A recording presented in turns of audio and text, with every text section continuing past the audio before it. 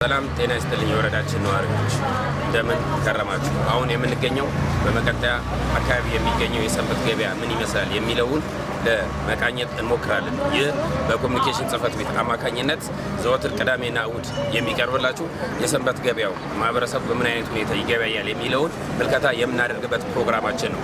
የገበያው ሁኔታ ምን እንደሚመስል ለመከታተል እንሞክራለን።